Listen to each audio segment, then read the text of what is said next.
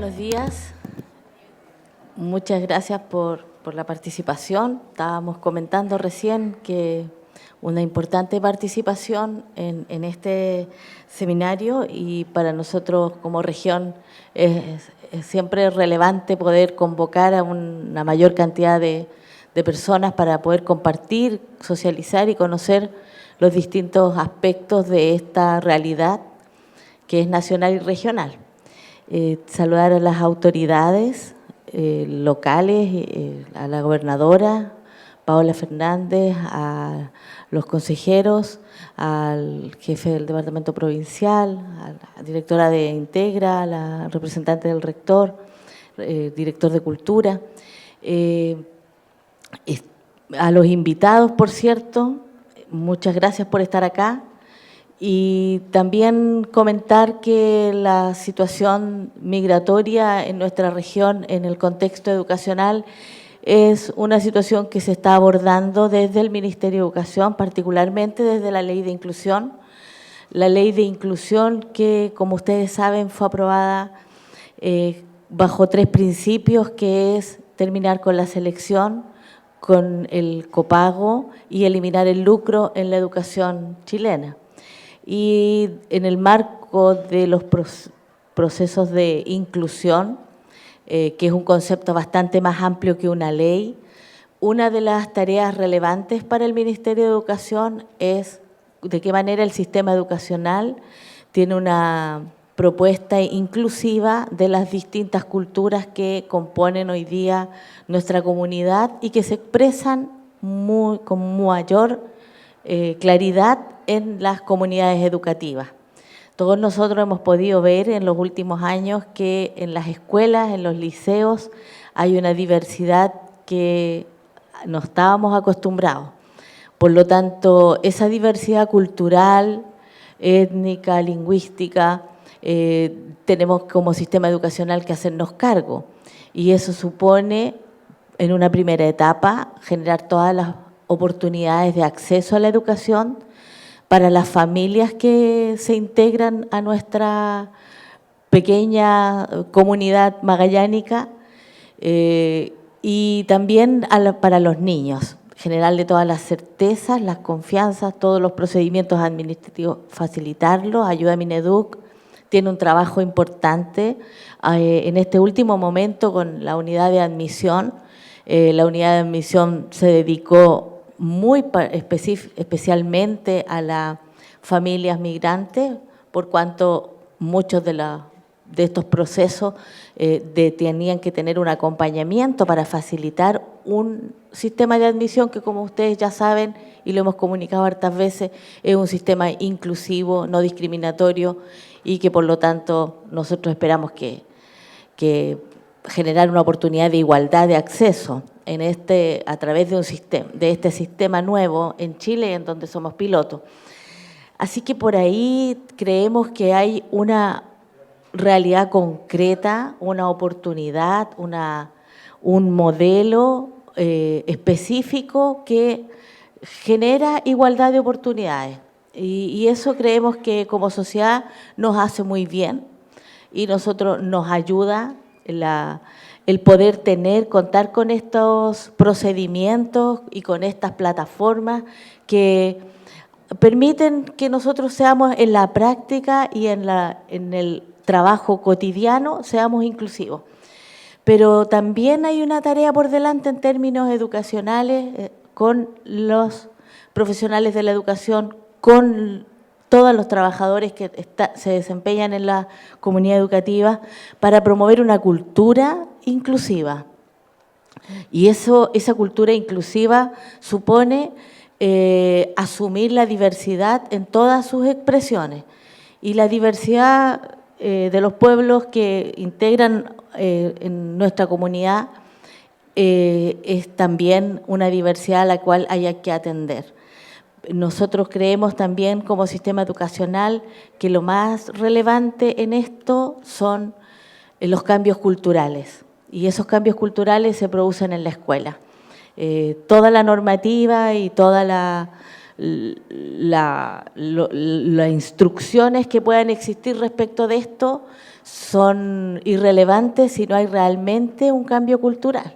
Y en eso nuestros niños y nuestros profesores tienen que ser los líderes. Y yo creo que si en la escuela desde pequeñito, y eso es lo que se está haciendo en Magallanes, desde muy pequeño en conjunto con otras instituciones, con el apoyo de la gobernación y de diversas instituciones, Junji, Integra, Cultura. Nosotros hemos logrado realmente hacer un trabajo colaborativo en pos de promover una cultura inclusiva y creo que eso va a dar sus frutos prontamente y nosotros podemos perfectamente decir que vamos a conformar una sociedad inclusiva.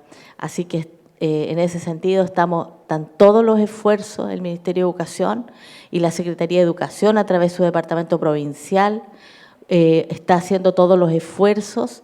De hecho, en el plan regional de nuestra Secretaría de Educación, el sello es la inclusión y por lo tanto las diversas estrategias que se están implementando en las comunidades educativas con el trabajo de redes, con los docentes, con los apoderados y con los niños es justamente el modo de incorporar en los programas educativos, en las estrategias educacionales y en las actividades diversas de las comunidades educativas, de qué modo vamos instalando esta mirada de aceptación de la diversidad, de reconocimiento de los derechos de las distintas particularidades y de las especificidades que se viven en las comunidades educativas.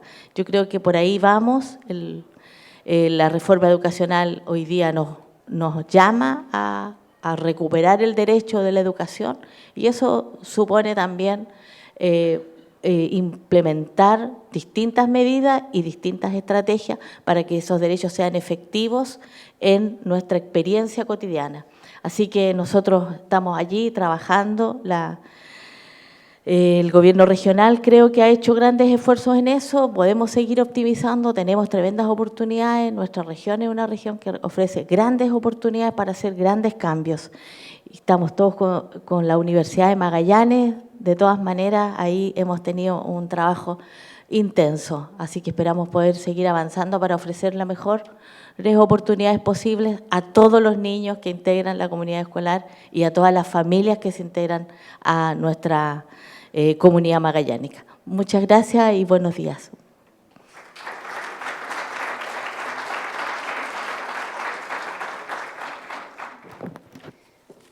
Muy buenos días a todos y todas. Agradecer primero a quien nos acoge, a nuestra universidad regional, la Universidad Magallanes. Ya han sido saludadas las autoridades, pero de verdad muy agradecidos de que podamos compartir esta mañana estas reflexiones y además podamos contribuir a lo que nos invitaba Margarita, a construir una sociedad mucho más integradora. Yo quiero además darle la bienvenida a quienes van a ser los panelistas estos 2 días. Muy bienvenidos a nuestra región, Luis Eduardo Taller, de la Universidad Central, con quienes ya hemos trabajado anteriormente. También a Judith, que viene desde el Servicio Jesuita Migrante, y a Claudia Ursúa, investigadora y aquí amiga de la universidad. Así que esperamos tener una gran jornada. Yo quiero agradecer también a todos los funcionarios públicos, docentes, amigos y amigas que se han comprometido en este trabajo. Para nosotros como Gobernación ya es la tercera vez que realizamos un seminario, pero es la primera relacionada con la temática de educación. Y esto ustedes saben que se enmarca dentro también lo que nuestra presidenta Michelle Bachelet nos ha solicitado y a través del programa de gobierno de poder desarrollar una política y una cultura migratoria basada en los derechos humanos. Y es desde ahí donde nosotros, desde el año 2014, hemos implementado un trabajo colaborativo con distintos servicios públicos y nuestra primera acción fue generar este subcomité migrante compuesto por distintas instituciones, pero también por la sociedad civil. Y yo creo que eso nos ha servido no solo para generar acciones directas, sino lo primero que hemos hecho es comprender nuestra realidad desde lo local y luego desde ahí poder implementar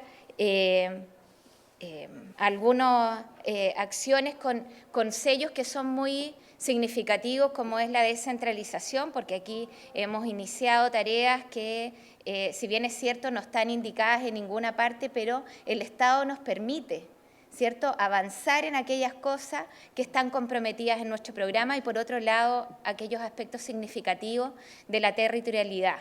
Esto es algo que hemos hecho en Punta Arenas principalmente, pero hoy día se está replicando desde la Gobernación de Última Esperanza y desde la Gobernación de Tierra del Fuego también. Para nosotros, como buena práctica, y comentarles uno de los trabajos que hemos realizado durante el año 2015 fue el estudio de caracterización de la población migrante, que nos sirvió para conocer, principalmente para tener datos, pero para orientar el trabajo que hemos realizado en conjunto este año 2016, y es de ahí donde se desprende hacer este espacio para visualizar desde educación cómo no solo vamos generando el cambio cultural, sino cómo avanzamos en aspectos concretos de integración de los niños y niñas adolescentes al sistema educativo primero, pero es en la escuela donde confluye la familia. Por lo tanto, son espacios que por naturaleza tienen que ser los integradores. Sin duda, lo que hemos hecho con el resto de los servicios públicos, y yo quiero destacar y agradecer a través de este espacio a quienes se han comprometido durante todo el año 2016 con las ferias de servicios públicos destinado a migrantes que hemos hecho en la Gobernación de Magallanes.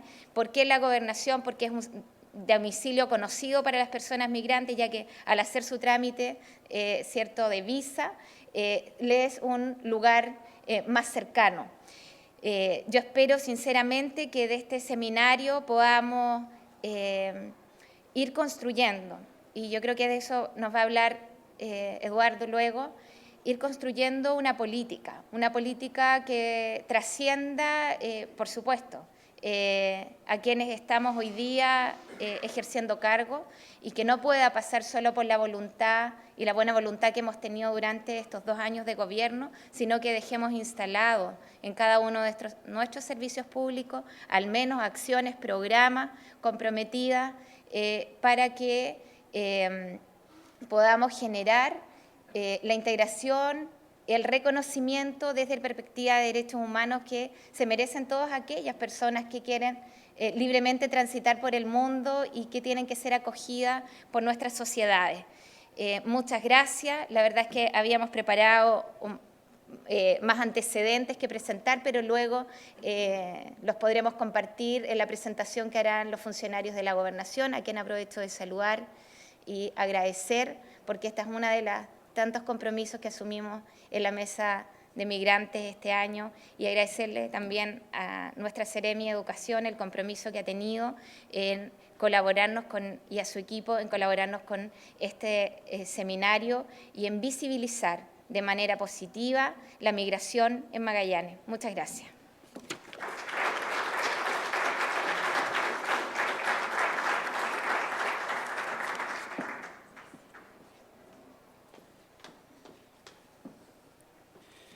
Bien. Respecto de este fenómeno en particular, decir que cada uno revise su vida personal y lo más seguro es que encuentre expresión de migrantes desde sus antepasados hasta la condición en que nos encontramos hoy día en esta sala. Y eso nos ayudará a entender, ¿cierto?, con mayor profundidad todavía lo que vamos a revisar durante el seminario. Le vamos a pedir a don Mauricio Astorga, profesional del Departamento de Educación de la Secretaría Ministerial, que ha estado a cargo de esta actividad en particular, en colaboración con todo el Departamento de Educación también, que nos explique el formato del seminario que empieza hoy día, pero concluye mañana, y eso tiene una estructura, un horario, y don Mauricio nos explicará respecto de esta situación. Gracias. Sí, no,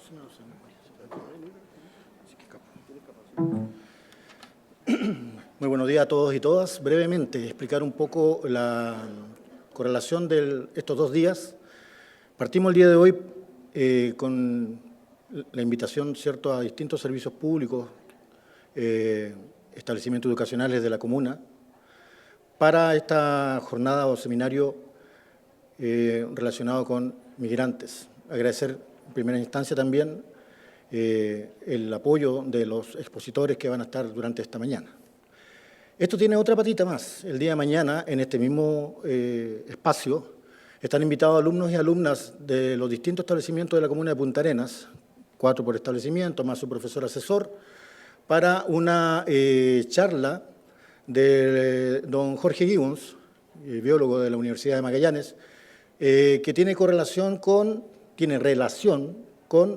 el tema de cantos y sueños de ballena, las ballenas cómo hacen un proceso de migración y eso transitar a una correlación de lo que es la migración humana. ¿Ya? Están invitados los establecimientos de la comuna.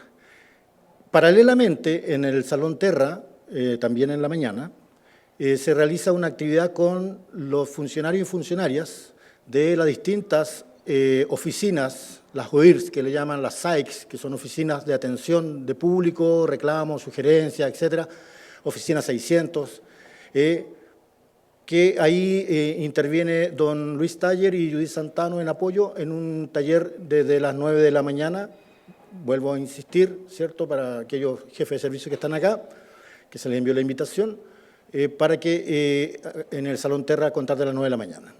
En la tarde, de mañana jueves 20, un taller dirigido a encargados de comunicaciones de los 23 servicios públicos, más invitados especiales los medios de comunicación local, llámese de radio o prensa escrita. Eso se realiza también en la tarde en el salón, en la sala Terra de aquí de la Universidad de Magallanes, que también agradecemos la gentileza de haber facilitado el espacio. Eso es más o menos el formato y no nos demoramos más para que podamos partir con el seminario en sí. Muchas gracias.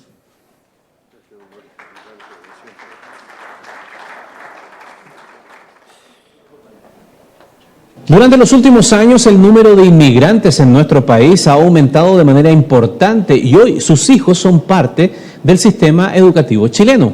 En algunas comunas incluso superan a la cantidad de chilenos en las salas de clases, un fenómeno cultural que los invitamos a conocer de la mano de un cuarto básico de un colegio de Santiago Centro.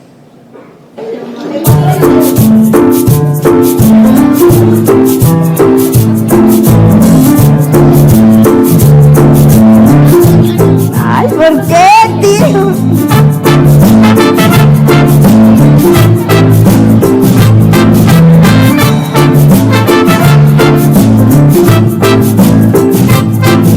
De Cali, de Trujillo, Lima, de Bolivia, del Valle.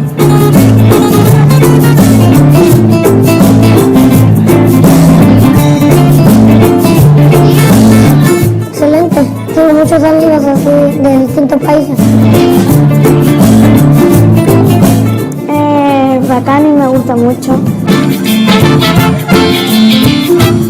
Es como un sueño de repente.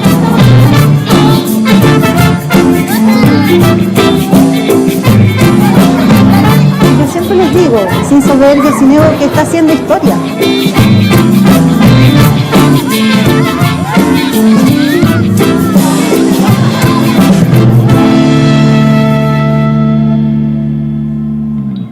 ¿Con quién confiamos más? Con la mamá. Y eso se da casi en todos los países de aquí de América. Estamos en la sala de clases del cuarto básico A del Colegio República de Colombia. Un curso como cualquier otro, pero con un factor diferente. De sus 36 alumnos, solo 12 de ellos son chilenos. El resto proviene de países como México, representado por Estefano, República Dominicana con Ankeima, Colombia por John, Bolivia por Carlos, Ecuador por Steven y Perú por Paula. En estos momentos ustedes van a dibujar qué es lo que más me gusta de Chile.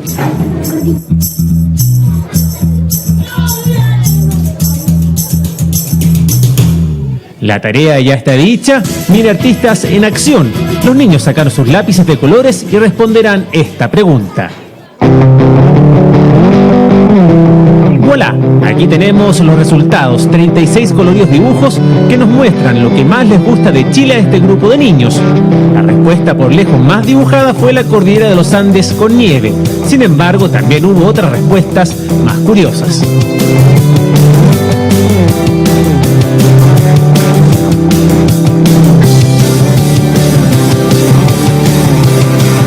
Las montañas que cuando tú miras para arriba y se ven. Me gustan sus costas chilenas, sus cordilleras, la calle, la gente. El metro. La cordillera de los Andes. La cordillera.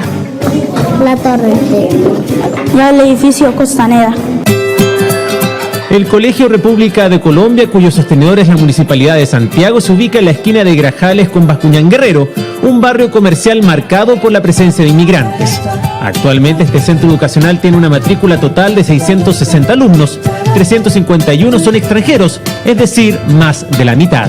Hace 10 años, yo diría que entre el 2005 y el 2006 se empieza a marcar ese proceso de ascenso en la matrícula de niños con migrantes, de otros países en realidad.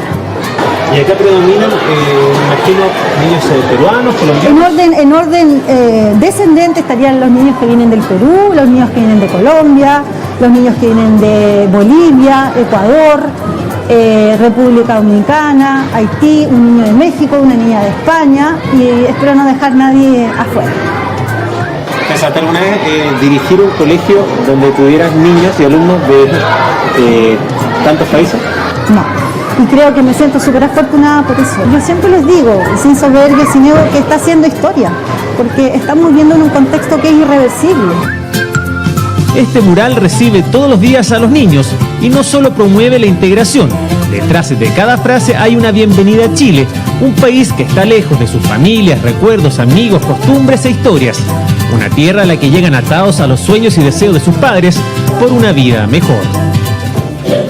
Yo creo que para conocer, para trabajar, porque mi mamá quería encontrar un trabajo para vivir.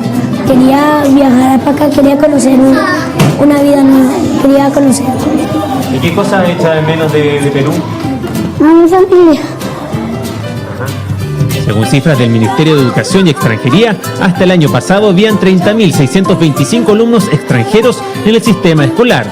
En comunas como Santiago, Recoleta, Estación Central, Independencia, Quilicura y Antofagasta es visible su presencia. Imelia es la profesora jefe del curso que nos recibió. Hace 35 años que hace clases. ¿Pensó alguna vez tener un curso con más alumnos extranjeros que chilenos? No estaba, eso es como un sueño de repente, porque ver tanta diversidad de tantas cosas, o sea, de nacionalidad y de raza. ¿Cómo se aborda, por ejemplo, el hecho de hacer la historia de Chile a un niño que a lo mejor viene de República Dominicana, que viene, no sé, de Perú o Colombia? Uno lo hace a través de narraciones y intensifica más en la parte valórica. Hace varios años el Colegio República de Colombia debió modificar su plan educacional. El 21 de mayo, por ejemplo, no es una fecha que se celebre y para el 18 no solo se baila cueca, sino que todos los bailes tradicionales de los países de los niños. Soy del Colegio Latinoamericano, que hay compañeros de diferentes países. Son amables, buena onda. Hay veces que un niño que me discriminó, pero ya no. La regla de oro en este colegio es no tolerar ningún tipo de discriminación. ¿Cómo es la experiencia para los alumnos chilenos? Bacán y me gusta mucho, porque así voy conociendo cada cosa de otros países.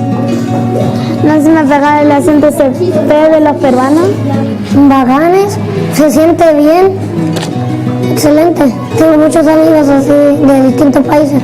Chito. ¿Qué es eso? Es como silencio, de Colombia. ¿Y es raro estar en un lugar donde son menos los chilenos? No, porque desde chico estaba en este colegio y yo me he ido acostumbrando a los nuevos países que han llegado. La gran mayoría de los alumnos extranjeros en Chile se encuentra en colegios municipales y subvencionados. El país de donde proviene la mayor cantidad de niños es Perú, luego viene Colombia y cierra este podio Bolivia. Hace 3 años, Elizabeth llegó con sus 4 hijos y su nieta desde Cochabamba, Bolivia. Recuerda que en un principio fue difícil encontrar un colegio para su nieta. Entró mi nieta, yo pienso que para los niños es más fácil adaptarse. Ya, o sea, mi niña muy contenta, muy feliz, no se quejó, la han recibido muy bien. Hasta ahora mismo es la niña querida del curso, o sea que está súper bien, adaptada aquí a la cultura de Chile. ¿Ya? Y yo pienso que para los niños es más fácil adaptarse, para ellos no hay banderas, no hay fronteras, no hay nada. Qué cosa que para nosotros a veces es un poco difícil adentrarnos a la cultura, digamos, de cada país. Pero para el niño es así. Siempre aprendo cosas en las clases, voy aprendiendo cosas de los pueblos originarios. Y este es un colegio especial porque hay niños de todas partes del mundo, ¿no? Sí. ¿En qué países tienes tú compañeros? De Perú, de Colombia, de Chile. Los niños extranjeros para ingresar a un colegio en Chile requieren de una visa de estudiante, antiguamente un trámite engorroso y que muchos padres preferían evitar por temores respecto a la forma en que ingresaron al país. No les importa cómo ese alumno llegó ni su familia llegó a Chile. Si de manera legal o ilegal, lo que nosotros nos preocupamos es darle una visa, darle un RUT para que aparezca en el sistema, para que sea validado en el sistema escolar chileno, para que aparezca en el acta de calificaciones finales y así poder obtener una serie de beneficios en la JUNAEB a nivel ministerial, como la conexión, becas y un sinfín de otros beneficios para la educación pública.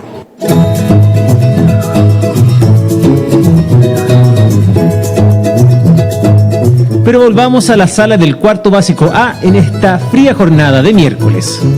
Ay, ¿por qué, tío? Ya, pues. Allá hace más calor que acá. Sí. Pero me estoy acostumbrando. Vivo con mis dos papás, con mi abuelita y con mis tías, con mi tío. Con mi papá y mi mamá y 2 hermanas. ¿Te gusta el salpicán? Sí. ¿Las uñitas? ¿Los porotos? Sí. ¿Y es tan blanca como tú pensabas? Sí. ¿Y te Tan gustó? blanca y tan helado, como un helado. Y la noche, que es como muy linda, cuando se pone el cielo rojizo. ¿Por qué te gusta tanto el Transantiago? Porque es lindo viajar ahí. Pasa que ahí tú presionas un botón y suena, y cuando hay un paradero ahí bajáis. Pero en Perú tú solamente tienes que decir bajo y ahí bajáis y te bajan en cualquier parte. Cambia acá no, acá bajan en paradero. En 2009 eran alrededor de 27.000 los niños extranjeros que estudiaban en colegios de Chile. Hoy esa cifra supera los 30.000. Detrás de cada uno de ellos existen tremendas historias de esfuerzo y también muchas ganas de surgir en un país diferente al que los vio nacer hace tan pocos años. Yo creo que el principal desafío es que ellos se sientan en un contexto de inclusión, que se sientan en un contexto de dignidad, de respeto, de cariño, que ellos sientan que no hay diferencias. Es decir, que aquí somos todos iguales. Da lo mismo de donde tú vengas, da lo mismo tu procedencia, tu color de piel, tu tono de piel, tu tono de voz. Aquí tú vienes a educarte, tú vienes a buscar una oportunidad.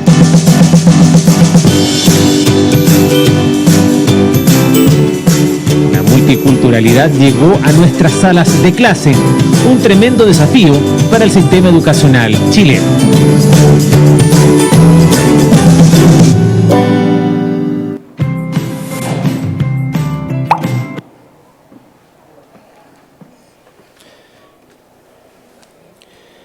Bien, este video refuerza que la escuela prácticamente es el segundo hogar de un niño o una niña, uno de los entornos más influyentes para la formación de su identidad, donde no solo se desarrollan desde el punto de vista cultural, formal y educativo, sino que aprenden también a relacionarse y a respetarse.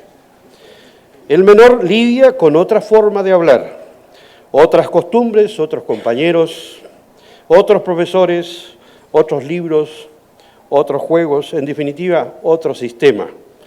Un mundo nuevo, el que tiene que acostumbrarse, pero también el resto de sus amigos de aula y profesores nacionales que tienen el desafío de integrar a la diversidad. Bueno, yo mismo soy un comejibia. es que son distintos a los comeluches, que son distintos a los no son gente nada, en Chiloé. Y sin embargo, luego, posteriormente, a Punta Arenas. Mucha historia detrás de eso, historia familiar. Por eso le decía que se piensen también como migrantes. Luego, posteriormente, con hijos nacidos en Punta Arenas, hijo en Europa, luego vuelve con una mujer, una dama, que es su esposa hoy día, venezolana.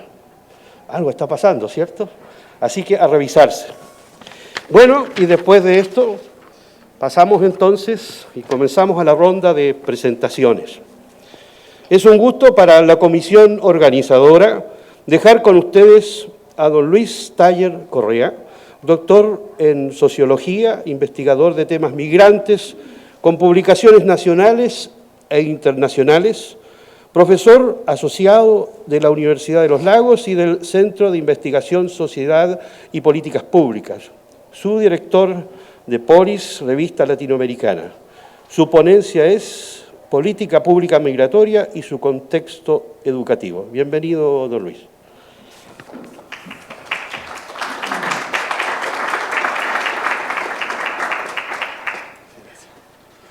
Buenos días, muchas gracias por la presentación. Quisiera precisar que mi filiación institucional es la Universidad Central y no ya la Universidad de los Lagos.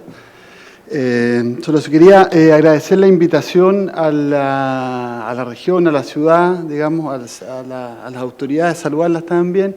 Es muy motivante siempre venir para acá, no solo por el lugar, que es muy bello, muy grato, sino que además porque cada vez que me toca venir y conocer el trabajo que están haciendo con migrantes aquí, me aprendo mucho, ¿ya? Del trabajo que está haciendo la mesa de la gobernación.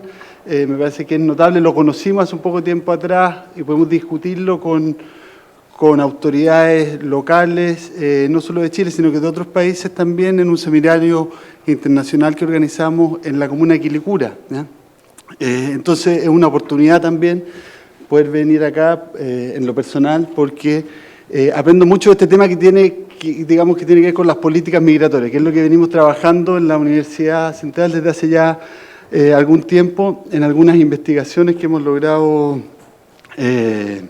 conseguir financiamiento, y nuestro foco de interés es ese, ¿ya? Ver cuál es la relación que establece el Estado con los migrantes, ¿ya? Lo hemos visto desde varios puntos de vista. Aquí traje algunos resultados que pueden de alguna manera ayudar a contextualizar el problema de las políticas públicas migratorias. Vamos a revisar primero los resultados de un conjunto de entrevistas que hicimos a autoridades, autoridades políticas y dirigentes sociales. Hicimos en torno a 60 entrevistas a parlamentarios, autoridades del Ejecutivo, de todos los sectores políticos, dirigentes de organizaciones sindicales, de centros de pensamiento, de todos los sectores también, y de organizaciones de migrantes, para ver qué es lo que pensaban, ¿ya? Respecto al tema migratorio. ¿Cuáles eran las posiciones políticas o ideológicas que podemos prever en este escenario donde este tema todavía no está bien instalado en la agenda pública, lamentablemente? Y por otro lado tenemos información sobre lo que hacen los gobiernos regionales. Aquí tenemos los gobiernos locales. Aquí tenemos un observatorio que estamos montando sobre políticas locales, ¿ya? Entonces lo que hemos hecho en una primera etapa es sistematizar lo que han hecho en la provincia de Santiago, con el objetivo de ir creciendo en la medida que podamos apalancar mayores recursos, ¿ya? Es un poco el contexto de la presentación. Quisiera, sin embargo, partir por una contextualización inicial sobre la situación migratoria que vive Chile. Hoy día Chile es un país de inmigrantes. O sea, si bien son más los chilenos que viven fuera que los extranjeros que viven dentro, ¿ya? Si uno establece un corte en 1990, son muchos más los extranjeros que han llegado que los chilenos que han salido. O sea, si hay más chilenos afuera, es producto de la política del exilio implementada durante la dictadura, pero si lo vemos como proceso social, Chile es una sociedad de migrantes, ¿ya? A pesar de que esto viene ocurriendo desde la década del 90, no ha habido políticas sistemáticas. O sea, uno no puede decir que hoy día en Chile que existe una política migratoria que haya existido. Hay iniciativas, ¿ya? Hay recientemente y de manera incipiente articulación entre instituciones, ¿ya? Se está trabajando mucho a nivel local, mucho también a nivel de los gobiernos provinciales, pero uno no puede decir que hay una política migratoria ni a nivel central, ¿ya? Uno no ve una línea así sistemática de trabajo, y a nivel de los gobiernos locales, que son los que más se han hecho cargo del tema, también había una reacción tardía y, diría yo, poco consistente en el tiempo, ¿ya? Si pensamos que el flujo migratorio actual empezó más o menos a mediados de los 90, 94, 95, recién en el 2008 se crea el primer programa para población migrante, vale decir, más de 15 años después de que se inició el flujo. Eso en la comuna de La Pintana. Y hoy día existen 4 oficinas de atención migrante, creo que alguna otra se ha creado en el último tiempo, a nivel nacional, que son esas 4, Santiago, Quilicura, Arica y Estación Central. No hay más. ¿Ya? Entonces hay un trabajo que es incipiente y tardío respecto de cómo se ha iniciado el flujo, y nosotros tenemos una tesis que la hemos ido de alguna manera consolidando en el curso de la investigación, y es que esto depende de la voluntad de funcionarios. O sea, que haya política depende de lo que nosotros hemos llamado la política del estado de ánimo. Es decir, que funcionarios incentivados o motivados con el tema empiezan a desarrollar acciones e iniciativas muchas veces en contra de la resistencia de las propias instituciones, ¿ya? Salvo excepciones donde hay orientaciones, definición de objetivos por parte de la institución, son más bien funcionarios sensibles con la materia los que han llevado adelante las políticas y las acciones. Lo cual supone, por cierto, una cierta inestabilidad de las políticas, una cierta precariedad en el tiempo, porque si al funcionario le pasa algo, se acaba la política. Hay 4 otros elementos que me gustaría destacar respecto de las dificultades en el campo político que enfrenta la población migrante, ¿ya? Lo podemos llamar limitaciones, precariedades, dificultades, pero son de alguna manera obstáculos que son muy visibles en el actual escenario. El primero es normativo, vale decir, la actual ley migratoria, el actual sistema de visados, que es del año 75, genera muchas, o sea, no supone necesariamente un ascenso sistemático y creciente hacia mayores de derechos. Muchas veces los migrantes acceden a derechos y luego los pierden. Vale decir, aquí hay una metáfora que se usa mucho, que es la del juego de la escalera y los toboganes, que uno jugaba cuando era niño, donde iba avanzando en el tablero y de repente llegaba a un punto y caía en una casilla que lo hacía descender de nuevo al inicio, ¿ya? Eso ocurre mucho. Entonces no hay un sistema de visados que sea garantista de los derechos de los migrantes. Hay una segunda limitación que es política y tiene que ver con que los mismos migrantes no están politizados, ¿ya? Es decir, hay pocas organizaciones de migrantes, hay poca traducción de las demandas por satisfacción de necesidades en demandas por derechos, ¿ya? O sea, no hay un sujeto político en los migrantes, entonces eso también limita mucho el que el escenario pueda cambiar. Votan muy poco, de hecho, 230.000 son los que están habilitados para votar en el padrón, y el dato es que votan menos del 30% de la población migrante, o sea, menos todavía que los chilenos. Un tercer elemento, que es al que me voy a referir un poco más adelante con más detalle, es que no se encuentran en el campo político, en el espacio público, posiciones políticas claras. O sea, uno no sabe lo que piensan los actores. No hay aquí un discurso que uno pueda identificar con los distintos actores, ¿ya? ¿Y por qué? Porque el debate no está instalado todavía, ¿ya? O sea, no es un tema prioritario en la agenda. Nosotros hemos identificado algunos discursos que son más o menos incipientes. El único sector, por decirlo así, o el único documento que claramente ha definido una posición política es el Centro de Pensamiento, Libertad y Desarrollo, que tiene un libro publicado el año 2013 que se llama La migración, una oportunidad desperdiciada, la migración en Chile, una oportunidad desperdiciada, que fija una posición liberal e instrumental respecto a la migración. Vale decir, los derechos a los migrantes son una cosa legítima en la medida en que sean un aporte a la sociedad, ¿ya?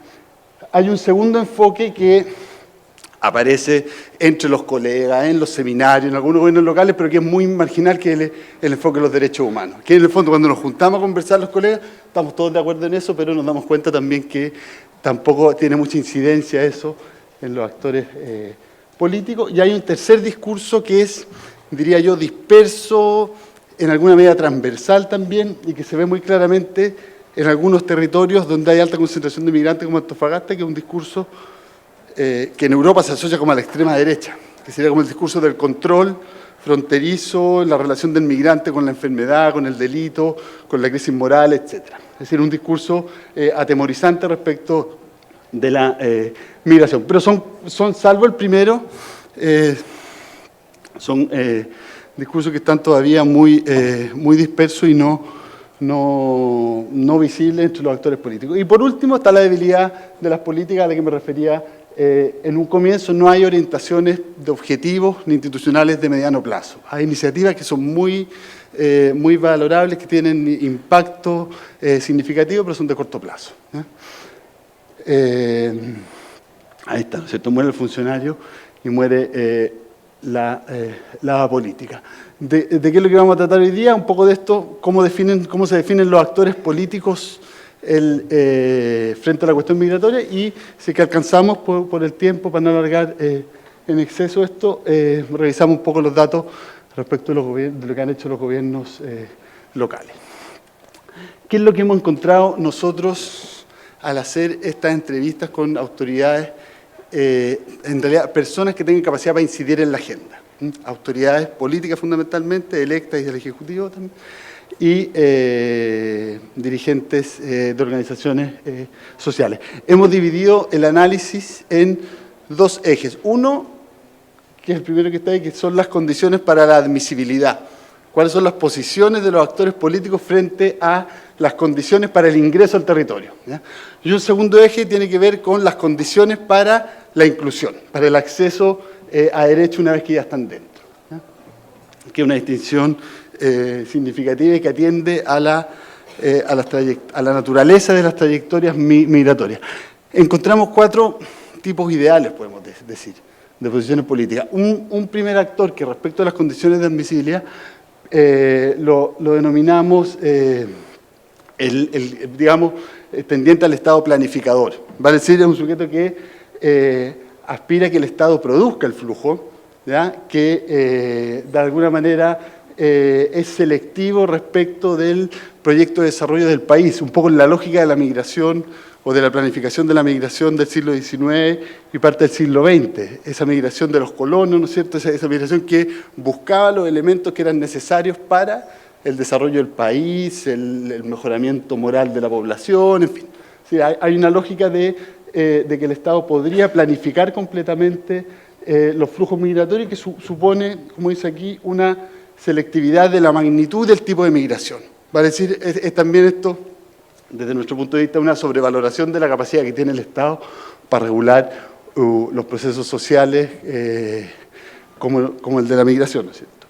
Esa sería una primera posición. Hay una segunda posición que también supone un Estado muy presente en la regulación del flujo, pero ya no en un sentido tan fuerte como el planificador, sino que más bien busca moldear el flujo con políticas de incentivo y desincentivo a ciertos grupos, ¿ya? Una cierta flexibilidad hay aquí en términos de los criterios de admisibilidad que dependerían de las condiciones del mercado de trabajo. Vale decir, desde este punto de vista está muy aceptada, o en estas personas está muy aceptada la idea de que la política migratoria varíe según las condiciones del mercado de trabajo, ¿eh? O sea, que el Estado tenga la posibilidad de abrir o cerrar la llave según cómo esté la economía, ¿ya? O sea, sujetar los derechos en el fondo de los migrantes a las condiciones económicas del país. En ambos casos hay una aceptación de que tiene que haber restricción fronteriza a aquellos que tengan antecedentes judiciales y que porten enfermedades. Hay una tercera posición que es la que está, a la que me refería antes, que está sistematizada, que es la posición más, podríamos decir, liberal, que supone un Estado inhibido. Asume que el mercado de trabajo regula la migración de manera automática. Cuando deja de haber demanda de trabajadores extranjeros, dejan de venir los flujos migratorios. Hay una selectividad espontánea, por lo tanto, y se asume que el derecho a migrar es un derecho que es un derecho individual de las personas. Y hay una cuarta posición, que es la que nosotros llamamos la posición garantista, que asume la migración como una condición natural del ser humano, asume que es un derecho humano universal, no un derecho individual, sino que un derecho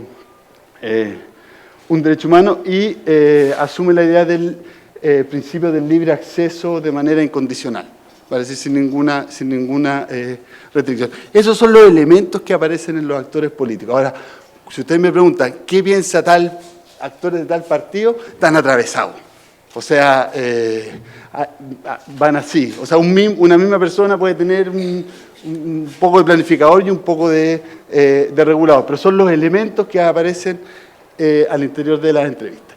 Y en el segundo eje, en el eje de acceso a derechos, una vez que ya están en el territorio los migrantes, la posición más planificadora aspira a regular el lugar donde residen los migrantes, o sea, evitar esto de la concentración, de los guetos, dispersarlos de alguna manera, sería como el discurso, y definir también el lugar en el mercado de trabajo o los puestos en el mercado de trabajo en los que se insertan, ¿ya?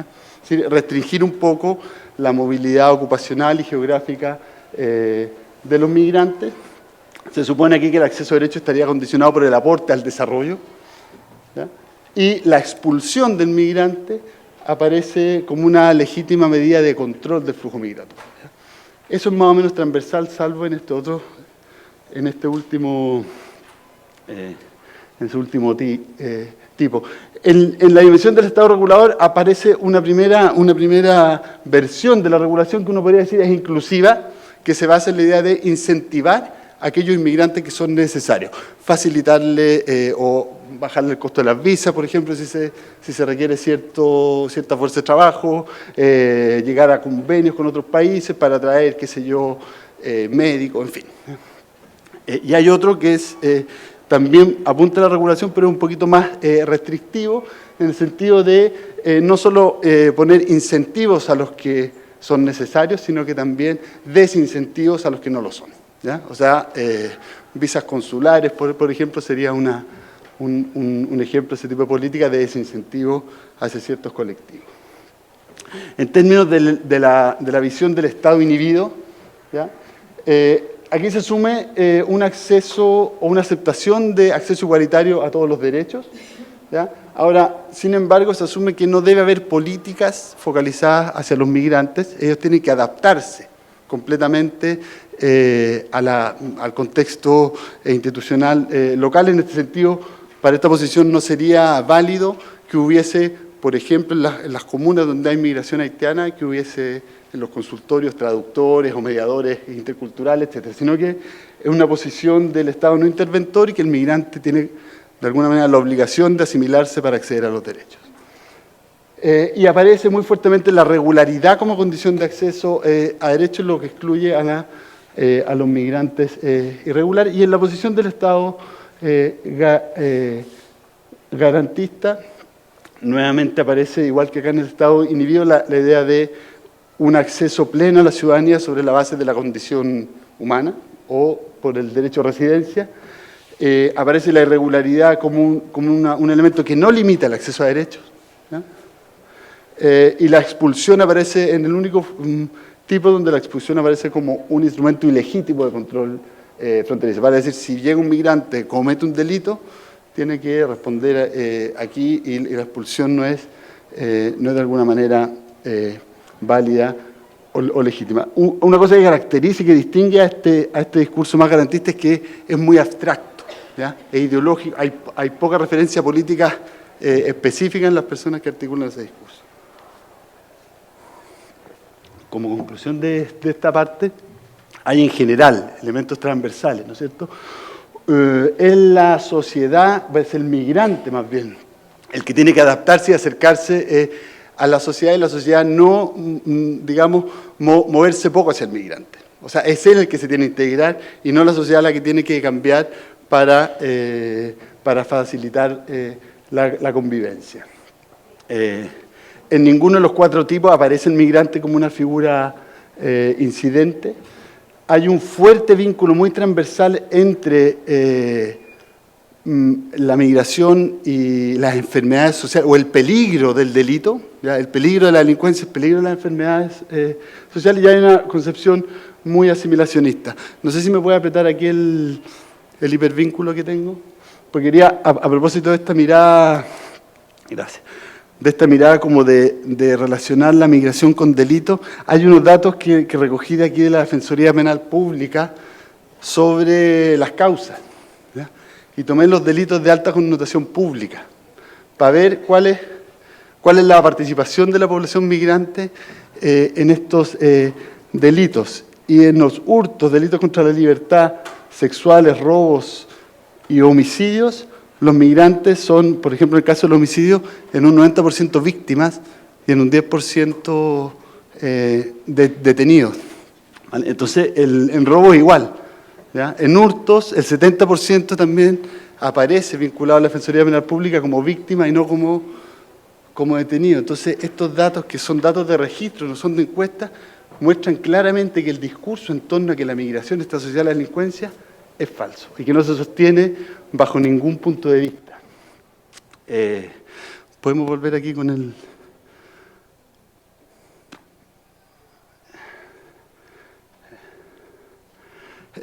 no sé cómo estoy de tiempo, si me quedan todavía...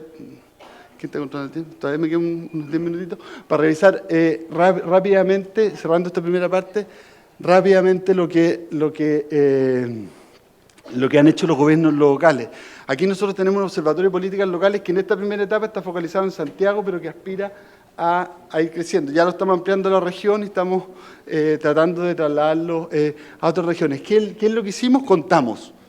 Fuimos a los municipios durante 2 años, estamos yendo todavía, ya tenemos un sistema de recopilación de información un poquito más sofisticado y estamos recogiendo información sobre las acciones y políticas que llevan a cabo los municipios en una primera etapa, como les digo, de la región de la provincia de Santiago, pero ahora ya estamos en la región.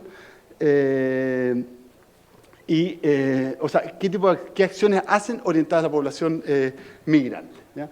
Hemos contado hasta ahora 717 acciones desde el 2002 hasta la fecha, casi todas concentradas aquí, ¿ya? Lo cual nos habla de que los municipios trabajan sin memoria, por decirlo así, que no hay registro de lo que se ha hecho en el pasado, hay poca información y en este caso creemos que además hay pocas acciones en torno a la cuestión migratoria.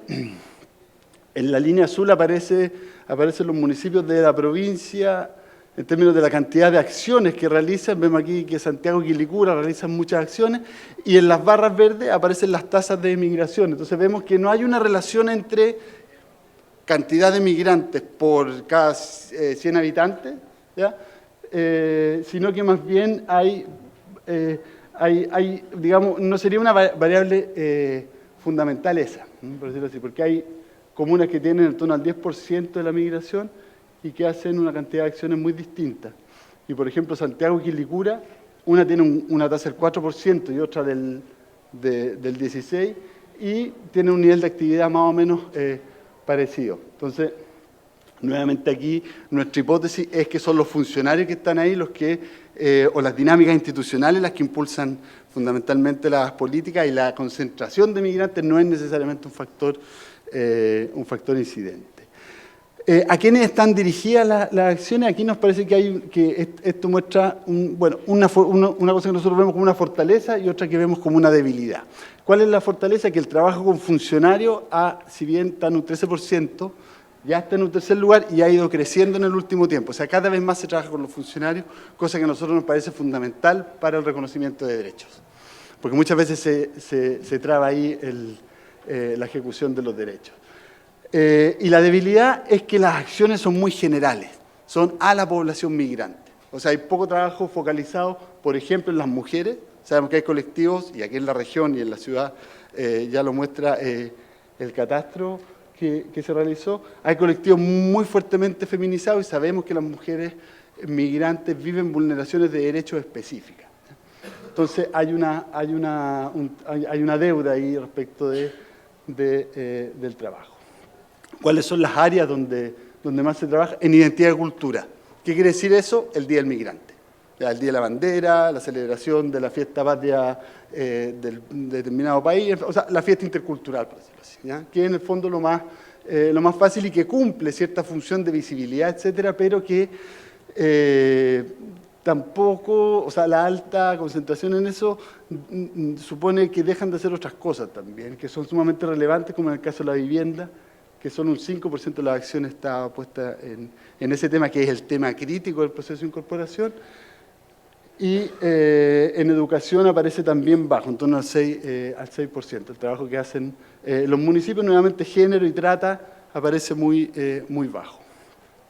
¿Con quién se articula? Esto es sumamente relevante, este dato, porque al no haber una política migratoria, lo que está ocurriendo hoy día es que la articulación entre las instituciones está siendo clave, entre las municipalidades. Hay varias mesas que están trabajando en distintas regiones para definir políticas, la articulación entre el municipio y las organizaciones, las universidades también. Entonces, las políticas como que se están ejecutando en el plano de la articulación, o están dependiendo de esa articulación hoy día, ¿ya? Más que de una definición institucional que venga centralizada. Y ahí, bueno, naturalmente que la principal articulación de los municipios son otras instituciones públicas, son fundamentalmente los ministerios, a través de la transferencia de recursos. Hay trabajo con organizaciones migrantes, con universidades, con instituciones religiosas y poca presencia de colegios en la ejecución de acciones. Es un dato que a ustedes les puede interesar específicamente. Y también muy baja la presencia de la empresa privada en el trabajo con los migrantes. Hicimos el ejercicio de contar las acciones y ver cuáles contribuían a producir derechos. ¿Qué significa? No que en la definición diga esta acción está fundamental en el enfoque de derechos, sino que qué acciones producen los bienes a los que se accede con los derechos. Vale decir, si es una política que no está fundamental en el enfoque de derechos y que es una política asistencial de pagarle el arriendo a los migrantes, nosotros los contamos como una política que contribuye a acceder al derecho a la vivienda. ¿Ya? O los pagos de matrícula, que son específicamente esas dos cosas, son políticas que se implementan en un programa del Ministerio del Interior, del Departamento de Asistencia Social, a través del municipio. Entonces vimos que solo un tercio de las acciones son de esa naturaleza. O sea, 2/3 partes de lo que hacen los municipios no contribuye a producir derechos. ¿Ya? Entonces también eso es un dato significativo. ¿Y qué derechos contribuye a producir? Fundamentalmente salud, acceso a la salud, derecho a la no discriminación. Hay muchas acciones a propósito de la ley Zamudio que consisten en campañas, capacitaciones, etcétera. Y derechos sociales, más de uno. Hay acciones que uno no las puede incluir solo en un derecho, como el programa DASA, al que me refería recientemente. Entonces, si uno agrupa, ve que tiene la principal incidencia está en los derechos sociales y en los derechos cívicos, o sea, salud fundamentalmente y no discriminación. Derechos culturales muy poco. Derechos culturales nos referimos nosotros a capacitación en el idioma, o sea, todo aquello que facilita el acceso a los códigos locales. Y aquí para cerrar ya, ¿cuáles son las preguntas y las premisas que nosotros tenemos un poco para la discusión y que son de alguna manera conclusiones provisorias? La primera es una pregunta, ¿ya? Que es ¿qué Estado se necesita para mediar la relación entre migración y ciudadanía? O sea, ¿es suficiente este Estado? ¿Se necesita más articulación? Esta es una pregunta que nosotros pensamos en términos institucionales. O sea, ¿de qué naturaleza tiene que ser la institucionalidad que permita contribuir a la integración y al reconocimiento de los migrantes? Pero también en términos sustantivos, ¿cuáles son los fundamentos del acceso a la ciudadanía? ¿Es la nacionalidad? Entonces nos parece que la discusión si es más o menos Estado clásica, nos parece que hay que anteponer esta otra, que es si es este o es otro el Estado que se requiere. El segundo eje que nos parece clave es el de la participación. Nosotros hemos visto, como no son muchas las acciones, tampoco es muy abundante la información que tenemos, pero hemos visto que la participación en la implementación de estas políticas, cuando involucran a población nacional y inmigrante, digamos, no solo son más democráticas, sino que además hace responsable a los sujetos, entonces son más eficientes.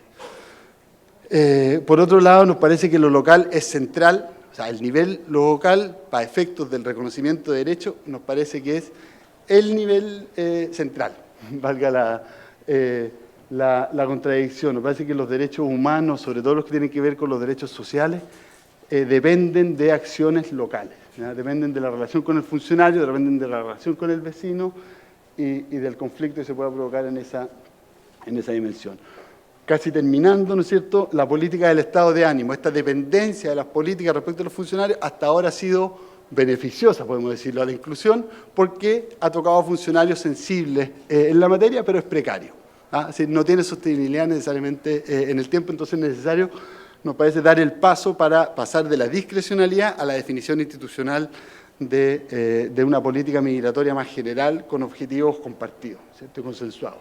Y finalmente, en las acciones vemos que hay mucho disparo a la bandada, mucha acción general respecto a la migración y poca acción focalizada en colectivos específicos, en situaciones específicas de grupos migrantes. Digamos, hay poco trabajo con nacionalidades, con orígenes étnicos de los migrantes, con condición de género, con situación familiar. Entonces, nos parece que también, o sea, la focalización o las políticas más globales tienen que ir acompañadas de cierta focalización, porque es sabido que los grupos migrantes y las vulneraciones de derechos dependen de especificidades de su condición. Bueno, eso es más o menos lo que hemos venido desarrollando en el observatorio. Eso. Muchas gracias.